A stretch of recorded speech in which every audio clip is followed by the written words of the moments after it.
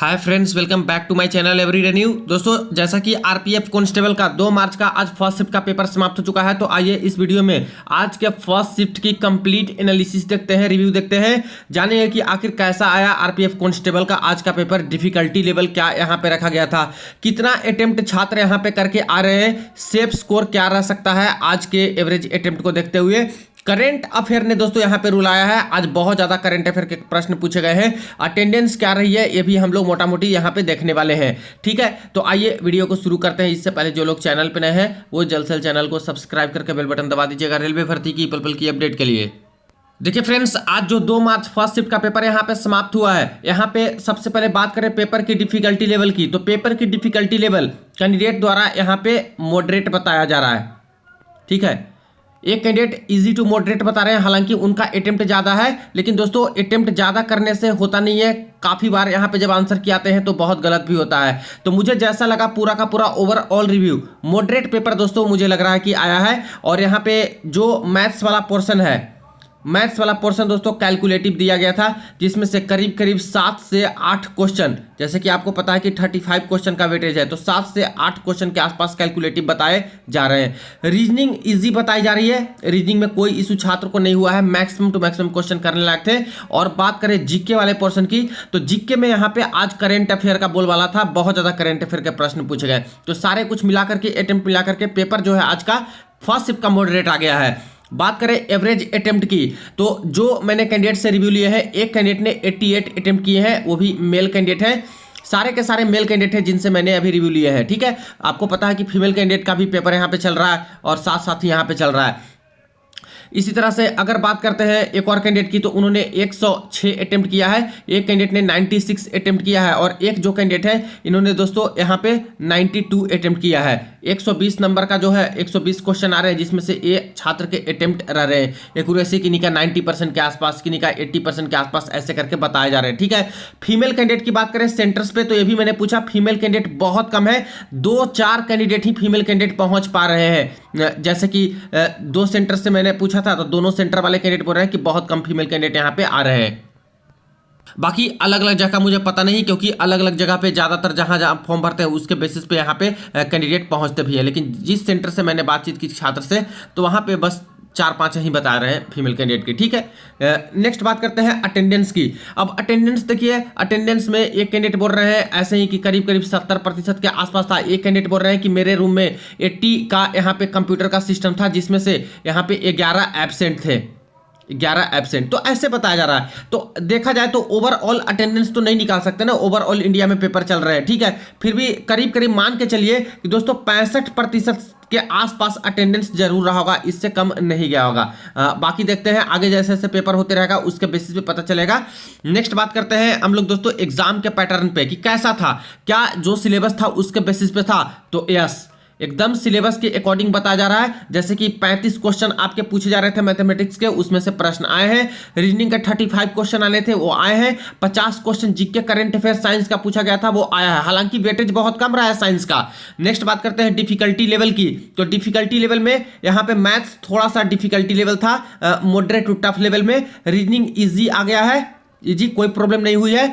GK GS में दोस्तों यहाँ पे बवाल खड़ा हुआ है, खास करके जो 50 क्वेश्चन था, इसमें कैंडिडेट के कहने हैं कि सर 17 से 20 क्वेश्चन तो करीब करीब यहाँ पे करंट अफेयर का ही प्रश्न पूछ लिया गया था। जबकि दोस्तों आरपीएफ एसआई का पेपर हो रहा था, तो आपको पता है 8 से लेकर के 10 क्वेश्चन ही करंट अफेयर का आ रहा था एसआई वाले में। ठीक है, लेकिन कांस्टेबल वाले में बता रहे हैं कि 17 से 20 डायरेक्ट करंट अफेयर का था, और 2024 के करंट अफेयर से सबसे ज्यादा क्वेश्चन था 2023 से था।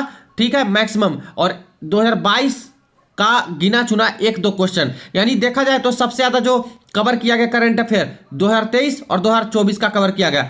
2025 का करंट अफेयर नहीं पूछा गया है एक भी क्वेश्चन आज के फर्स्ट शिफ्ट में, आगे पता नहीं। लेकिन अगर फोकस करना है आपको तो 2024 और 2023 वाले करंट अफेयर पे फोकस कीजिएगा, क्योंकि आज के फर्स्ट शिफ्ट में बहुत ज्यादा वेटेज करंट अफेयर का रहा है। तो जिनका करंट अफेयर ठीक था वो तो अच्छा गया, लेकिन जिनका नहीं पढ़ के गए थे बिल्कुल इजी मान के, या फिर ये सोच के कि चलो 2-4 क्वेश्चन ही तो आएगा, उनका दोस्तों आज हालत खराब हुआ है पेपर में। ठीक है, और ऐसे भी करंट अफेयर दोस्तों इतना वास्ट होता है कि पढ़ के जाओ ना जाओ दिक्कत होती है। बहुत आसान तरह के भी क्वेश्चन नहीं थे, जैसे मैंने काफ़ी सारे टॉपिक भी बोले, क्या स्पोर्ट्स अवार्ड्स जो आपके मिलिट्री एक्सरसाइजेज ये सब से आए हैं। तो यहाँ पे बोला जा रहा है कि थोड़ा अलग अलग टाइप का जो है करंट अफेयर आ रहा था। योजना वाले भी कुछ सवाल हैं जो कि रिलेटेड पूछा गया, कुछ जो समिट हुआ था उससे रिलेटेड प्रश्न पूछे गए, तो इस तरह से आ रहे हैं। ठीक है, तो अभी जिनका पेपर होने वाला है वो कोशिश कीजिएगा कि करंट अफेयर 2023-2024 वाले अच्छे से आप लोग रिवाइज करके चले जाइए। ठीक है, रही बात कि आखिर जो जीके में 50 क्वेश्चन था, बाकी प्रश्न कहां से आए, तो साइंस का एक बहुत बड़ा अहम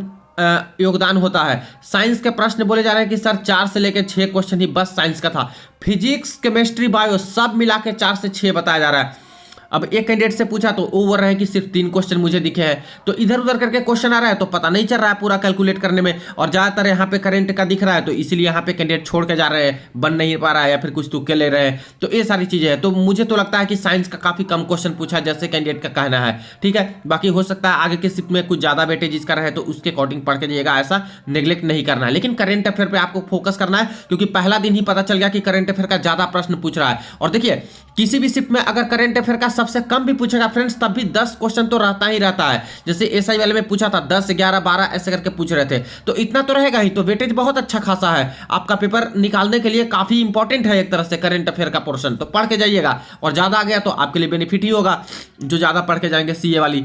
इसी तरह से अगर बात करें हिस्ट्री की, तो हिस्ट्री इतिहास से यहाँ पे 2 क्वेश्चन पूछा गया है, ज्योग्राफी से 2 क्वेश्चन पूछे गए हैं, जो आपका पॉलिटी है, पॉलिटी से भी 1 से 2 प्रश्न आया है, इकोनॉमिक्स से 4 क्वेश्चन बताए जा रहे हैं, 1-2 करंट अफेयर के, और बाकी कुछ रिलेटेड यहाँ पे कोई डेटा है करंट अफेयर का उससे पूछ लिया गया, डेटा संबंधित, और बाकी स्टैटिक वाले कुछ प्रश्न है जो कि आपके आए हैं। तो ये वेटेज रहा है, यानी कि जीके जीएस वाला डिफिकल्ट साबित हुआ है, मैथ्स वाला मॉडरेट टू टफ साबित हुआ है, मैक्सिमम क्वेश्चन करने लगते हैं, 7-8 क्वेश्चन डिफिकल्ट बताए जा रहे हैं, रीजनिंग इजी यहाँ पे साबित हुआ है।